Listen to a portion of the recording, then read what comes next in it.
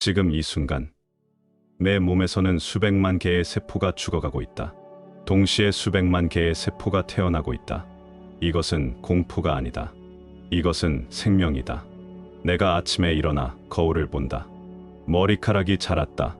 손톱이 길어졌다. 이것들을 자르면서 나는 무심코 생각한다. 죽은 것들이라고. 하지만 정말 그럴까?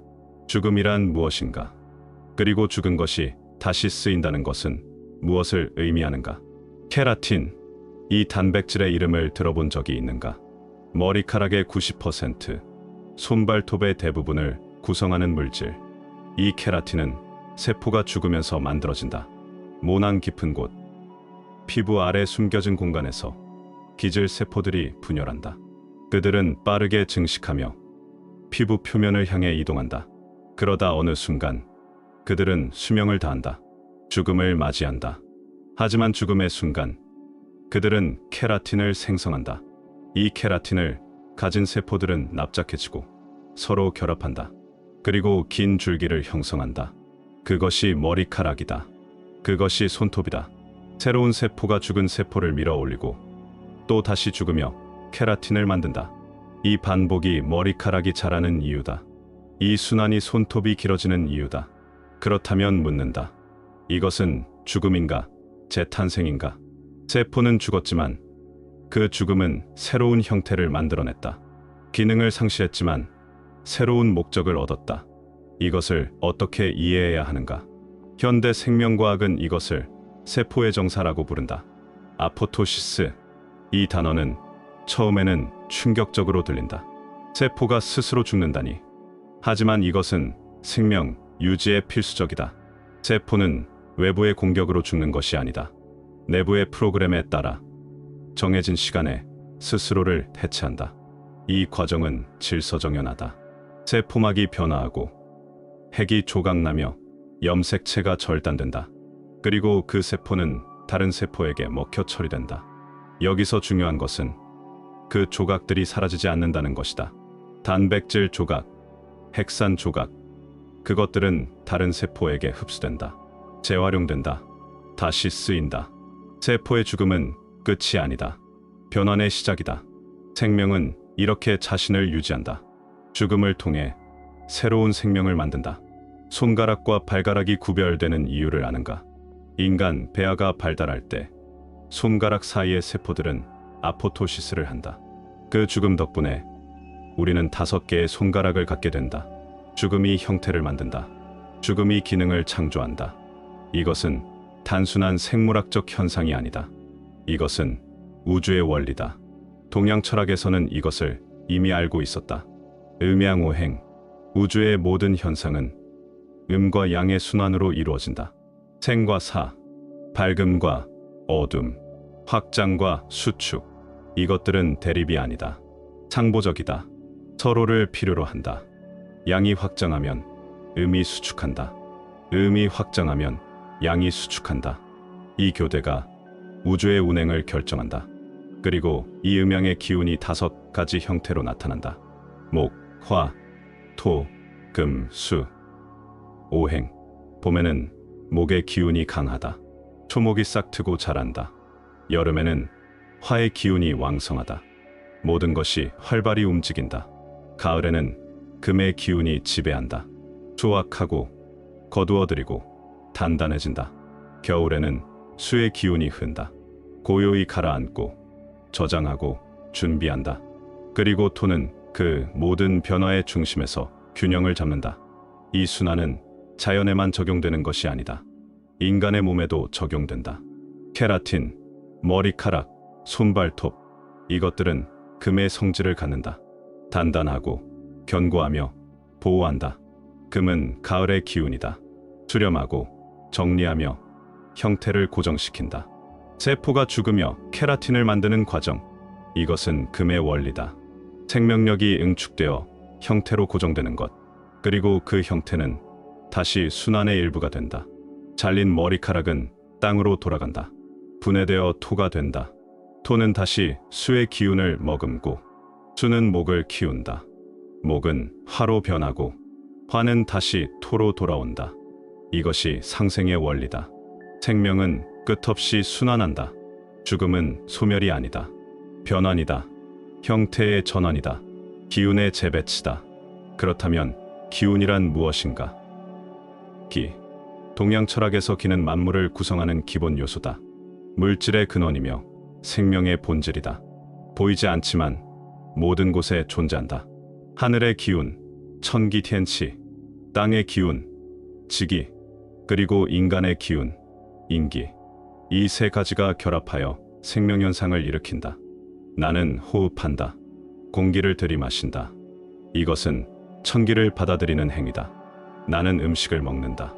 대지의 산물을 섭취한다. 이것은 지기를 흡수하는 과정이다.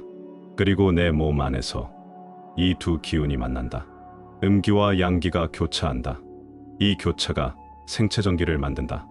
이 생체전기가 바로 내 체력이다. 내 생명력이다. 세포의 미토콘드리아에서 이 기운은 에너지로 전환된다. ATP라는 분자로. 그리고 이 에너지가 소모되면 다시 기운으로 돌아간다. 순환한다. 케라틴을 만드는 세포들도 이 기운을 사용한다. 그들은 살아있을 때 기운을 받는다. 그리고 죽을 때 그 기운을 형태로 변환한다. 죽은 세포지만 그 안에는 기운의 흔적이 남아있다. 그래서 옛사람들은 머리카락을 중요하게 여겼다. 그것은 단순한 부속물이 아니었다. 그것은 기운의 연장이었다. 정수리에서 자라는 머리카락. 그곳은 백회, 모든 기운이 모이는 지점.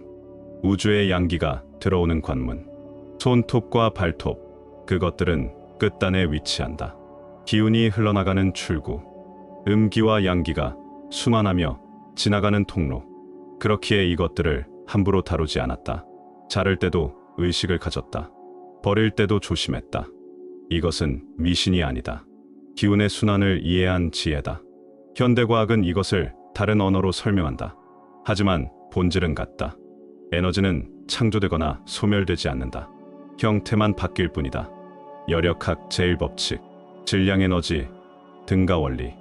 이는 mc제곱, 아인슈타인이 증명한 것. 물질과 에너지는 서로 전환 가능하다는 것. 이것은 음영우행의 현대적 표현이다.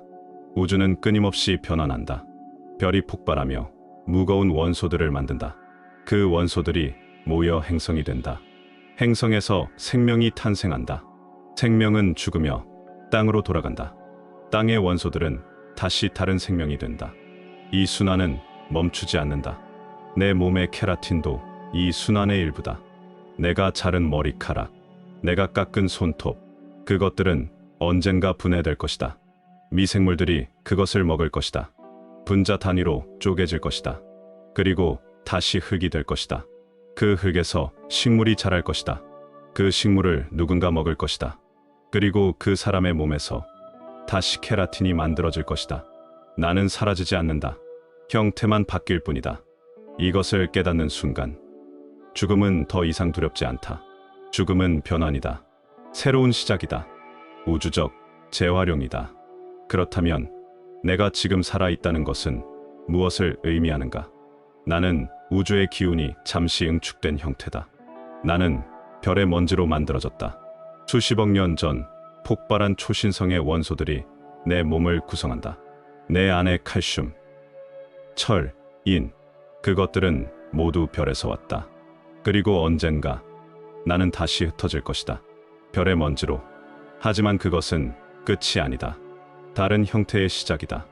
내가 오늘 만드는 케라틴, 내일 자라날 머리카락, 다음 주에 깎을 손톱, 그것들은 모두 이 진리를 말하고 있다. 죽음은 소멸이 아니라 변환이다. 끝이 아니라 순환이다. 나는 지금 내 손톱을 본다. 그 아래에서 새로운 세포들이 죽어가며 케라틴을 만들고 있다. 그들의 죽음은 헛되지 않다. 그들의 죽음은 나를 보호한다. 나의 형태를 유지시킨다. 나의 기능을 가능하게 한다. 이 얼마나 아름다운 희생인가? 이 얼마나 완벽한 순환인가? 우주는 이렇게 작동한다. 죽음을 통해 생명을 유지하고 소멸을 통해 창조를 이어간다. 음과 양이 서로를 낳고 오행이 끊임없이 순환하며 만물이 생성되고 소멸한다. 하지만 진정한 의미에서 아무것도 사라지지 않는다. 형태만 바뀔 뿐이다. 이제 나에게 질문한다. 내가 버리는 것들 중에 정말 버려지는 것이 있는가? 내가 잃는 것들 중에 정말 잃어버리는 것이 있는가? 아니면 모든 것은 단지 형태를 바꾸어 순환하고 있는 것은 아닌가? 내 몸의 죽은 세포들이 케라틴이 되듯이 내 삶의 끝도 새로운 시작이 아닐까? 이 순환을 받아들일 때 나는 비로소 우주와 하나가 된다. 나는 더 이상 분리된 존재가 아니다. 나는 우주의 흐름 그 자체다.